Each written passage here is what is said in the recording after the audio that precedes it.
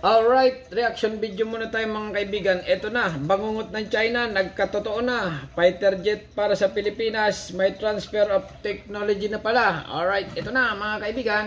Mga idol at kabayan, super good news! Pilipinas at Sweden. Pinirmahan ang isa sa mga kasunduan na magbibigay ng daan para sa Sweden na makapag-supply ng mga eroplanong mandirigma sa Philippine Air Force. Yan na mga kaibigan ha, ang Sweden ay pumirma na at Pilipinas. Sa katunayan, pinuntahan pa ng Philippine Air Force ang Sweden upang makita ang Sub-Just-39 Gripen multi-role fighter. Isa pala sa mga offer ng Sweden ay ang paglipat ng teknolohiya o yung madalas na tinatawag na transfer of technology. Ito lamang ang isa sa mga rason kung bakit nag-offer ang Amerika ng By-12 Get-12 na F-16 sa Pilipinas. Pero kung kayo ang tatanungin mga kabayan, ano ang the best para sa atin? Yung eroplanong kaunti na lang ang ginagawa dahil sa matumal ang bintahan o yung subok na at patuloy ang paggawa dahil gusto ito ng karamihan. Yan ang ating pag-uusapan sa vlog episode na ito. I-like ang video, mag-subscribe. Mabilis lang ito. Promise!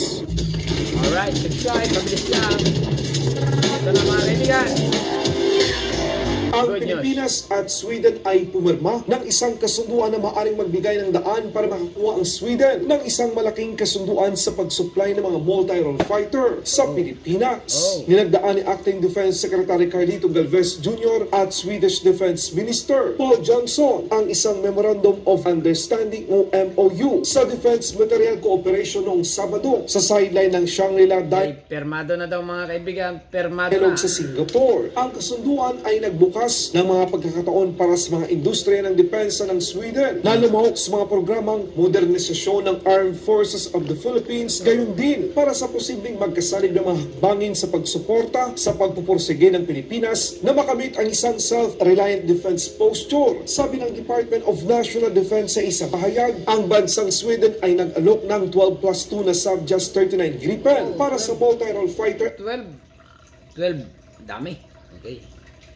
Milyon yun. Acquisition project ng Philippine Air Force. Ito na ba ang palatandaan na Sub-Just-39 Gripen na ang kukunin ng Philippine Air Force bilang multi-role fighter ng Pilipinas? Siyempre, Pilipinas pa dahil pira.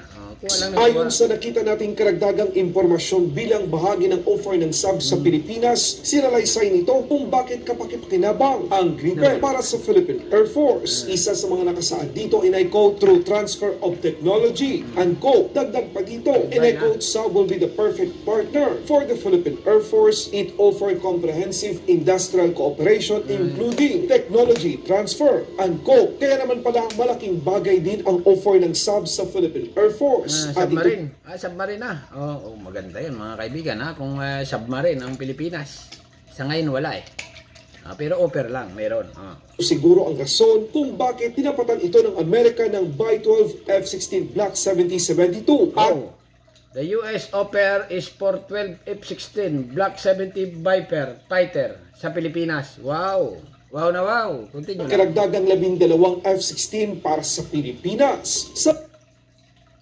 Ano yan? Bibilin siguro ng Pilipinas.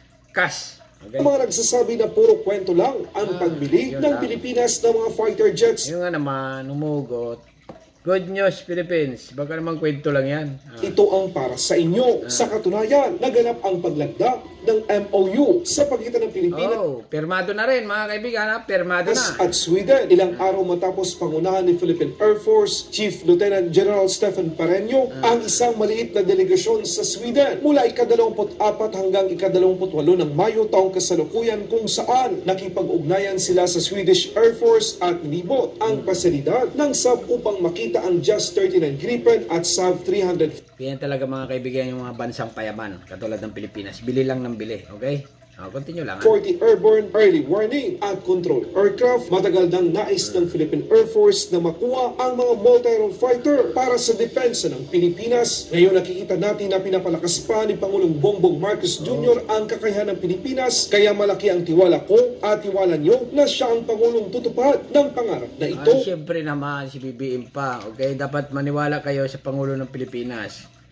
Kasi yan ang ating pag-asa. Pag hindi kayo naniwala, ay wala na. Goodbye. Okay? Dapat paniwalaan.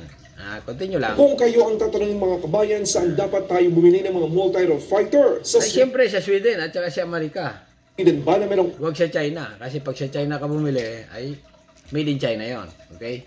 offer na 12 Kalaban yon. plus 2 at merong technology transfer o sa Amerika na 12 plus 12 na isang kaalyadong maaasahan natin pagdating sa depensa na pwedeng magbigay pa ng maraming mga F-16 kapag kinailangan ng bansa sa Amerika na, buy one take one. Sigurado. Maraming salamat. Libre. Buy two take one. Pag bumili ka sa Amerika, may libre agad. Bigay na lang ngayon ang iba eh. Kahatid ng balita, Good News, Philippines. Mabuhay ang mga Pilipino, mabuhay ang Pilipinas. Alright. Pina. Mga idol at Alright, yun ang mga kaibigan na ang nagtitrending ngayon, bangungot ng China. Okay. Nagkatotoo na, fighter jet ng Pilipinas parating na. Oy, binili na. Ay, bibilin pa lang.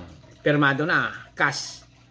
Sa bagay, kasi nung araw walang mga ganito-ganito siguro ang Pilipinas. Hindi kaya bumili, okay? Kasi wala pa pondo. Ngayon, si BBM na ay siguro may pera na. Nakaipon na siguro ang Pilipinas, kaya bibili na ng ganito. May kasunduan na sila sa Sweden, okay? Kasi nga nung araw puro donate lang, hingi-hingi. Hindi naman nahingi, namimigay sila, okay? Namimigay ibang bansa para sa Pilipinas. Ay syempre tatanggapin ng Pinas yan. Okay. Pero ngayon mga kaibigan, bumibili na. Pero ano ako dito sa balita na ito, yung submarine. Maganda yan kung magkaroon ng Pilipinas ng submarine. Kasi nga sa ngayon yata parang wala Okay, puro drawing, puro salita. Okay?